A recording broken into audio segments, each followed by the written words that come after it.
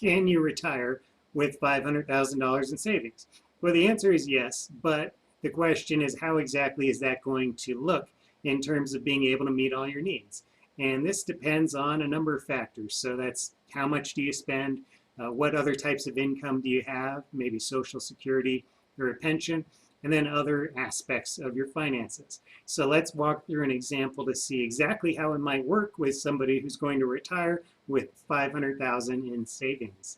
One of the most important pieces of any retirement income plan is your spending level. So the less you spend each month, obviously, the easier it is to make your retirement work. That means you can retire earlier or you can retire with less in savings. You have more of a buffer. It's just easier to absorb surprises when you keep your spending lower. But your number is your number. So whatever it happens to be, you can customize it. We're going to walk through a basic example here with some national averages, more or less. And then again, you can kind of overlay this example and use your own numbers for your own situation. So I've got some statistics here. It says the average Social Security payment is about $1,500 per month. 90% of people over age 65 get Social Security, and for about half of those households, Social Security is roughly half of their household income. So Social Security is a big deal. That's going to be a big factor in what you get. Some of you will get more than that $1,500, and some of you will get less than that $1,500. It depends on your earnings history and a couple of other factors throughout your life leading up to retirement. If you're fortunate enough to be a higher earner throughout your life, you might get as much as $34,000 per year currently. And by the way, if you happen to delay your benefits or wait until after your full retirement age, you can really maximize what you get from Social Security. But let's go with, again, some pretty basic numbers here for an easy example. I'm going to assume you have that $500,000 in a retirement account. You're getting $2,000 a month from Social Security. You get another pension, a small pension, $6,000 per year, $500 a month. So with your Social Security plus your pension, that's $30,000 a year of income. So how much do you need to spend? That's the question. Well, I'm going again with a national median income is about $52,000. So let's go with that. You might need more, you might need less. Again, you can overlay this example onto your finances and figure out those details. But if that's the case, we're at $30,000 of income. We need $52,000 of spending. So where's that money going to come from? It's going to come out of those retirement assets if you choose to retire right now. A lot of people wonder if they can just live off the income, and I put that in air quotes, live off the income of their investments. And that is a very nice thought. It would be a wonderful thing to do. And it was a reality in maybe decades past when interest rates were different and a lot of things were different. Currently, the reality is for most people, especially with about $500,000 in savings, is that you're not going to live off the interest. What you would be doing instead is spending down your assets. So it's critical to make sure that we do that at a rate that does not have you run out of money before the end of your life. Of course, we need to make some assumptions about when the end of your life is. We've got life expectancy. We can look at your family and that sort of thing. But the point is, we're probably going to actually be withdrawing and drawing down your account balance over time.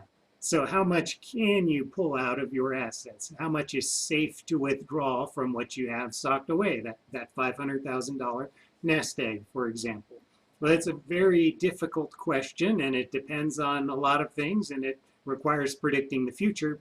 But there is a rule of thumb out there can kind of give us a ballpark idea. It's not perfect by any means, but there is something called the 4% rule that tells us you can withdraw roughly 4% of your account balance each year, your starting account balance each year, and you can adjust that with inflation so it increases as prices rise.